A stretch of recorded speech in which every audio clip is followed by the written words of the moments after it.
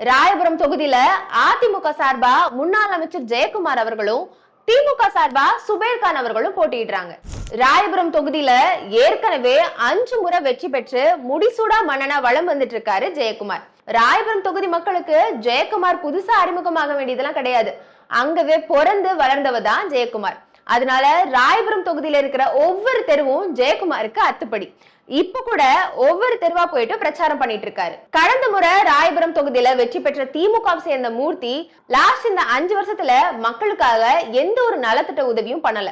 இதனால தொகுதி மக்கள் எல்லாரும் திமுகவுக்கு எதிரான மனநிலையில தான் இருந்து வராங்க. இதை சரியா பயன்படுத்திக்கிட்ட ஜெயக்குமார் தொகுதி மக்கள் கிட்ட நல்ல வரவேற்பு பெற்று வர்றாரு.